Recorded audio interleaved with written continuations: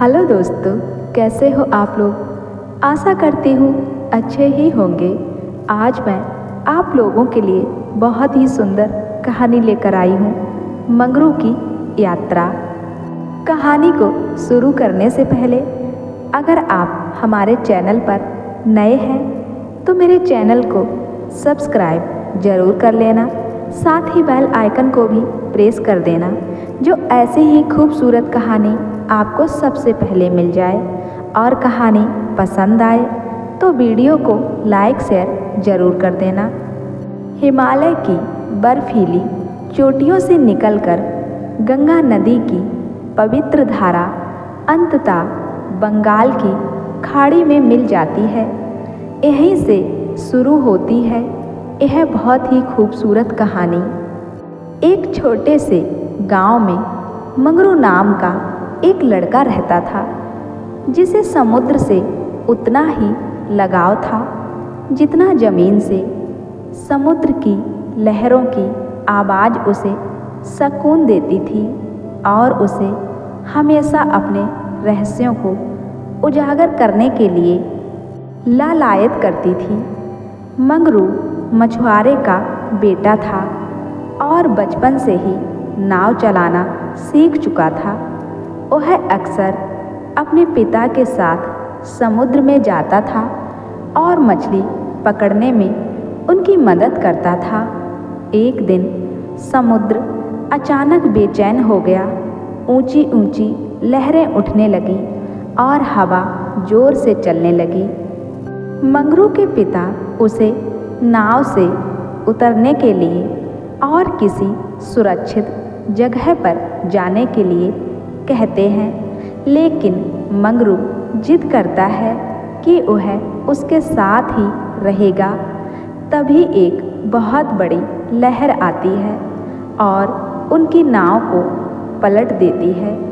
मंगरू को तैरना नहीं आता था।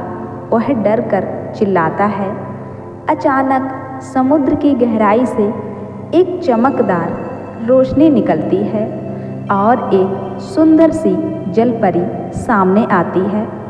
उसके लंबे हरे बाल लहरों की तरह बह रहे थे और उसकी नीली आंखें चमक रही थीं। जलपरी मंगरू को बचाती है और उसे समुद्र के तल पर ले जाती है। समुद्र का तल एक जादुई दुनिया थी।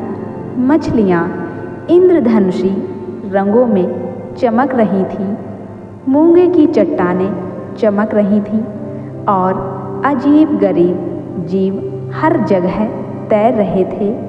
जलपरी मंगरू को अपने महल में ले जाती है, जो मोतियों और सीपियों से बना हुआ होता है। वह उसे समुद्र के राजा से भी मिलवाती है, जो एक दयालु और बुद्धिमानी व्यक्ति होता है। राजा मंगरू को समुद्र के रहस्य बताता है। वह उसे बताता है कि समुद्र जीवन का स्रोत है और यह पृथ्वी के सभी जीवों की रक्षा करता है। मंगरू समुद्र के जादू से मंत्रमुग्ध हो जाता है और वह वहीं रहना चाहता है, लेकिन कुछ दिनों के बाद वह अपने घर और परिवार को याद करने लगता है। जलपरी मंगरू की इच्छा समझती है और उसे वापस सतह पर ले जाती है। वह उसे तैरना भी सिखाती है और उसे समुद्र का सम्मान करने और उसकी रक्षा करने की शपथ लेती है। मंगरू वापस अपने गांव में पहुंचता है और अपने माता पिता को गले से लगाता है। वह समुद्र से मिले उपहारों को कभी नहीं भूलता है और हमेशा उसकी रक्षा का वादा करता है। अब मंगरू बड़ा होकर एक बड़ा मछुआरा बनता है, लेकिन वह सिर्फ मछली पकड़ने के लिए नहीं जाता। वह समुद्र की सफाई करता है, वहाँ पड़ी प्लास्टिक को भी हटाता है और समुद्री जीवों की भी रक्षा करता है। वह अपने गांव के लोगों को भी समुद्र का सम्मान करने और उसकी रक्षा करने के लिए बार बार प्रेरित करता है। और इस तरह एक छोटे से गांव का लड़का समुद्र के रहस्यों को उजागर करता है और एक समुद्री रक्षक बन जाता है। दोस्तों, मंगरू की यात्रा कहानी से हम लोग यही सीखते हैं कि हम लोगों को किसी भी संकट के समय घबराना नहीं चाहिए और हमें अपने वातावरण को भी साफ और स्वच्छ रखना चाहिए, जिससे हमारी पृथ्वी सुंदर और स्वच्छ रहेगी।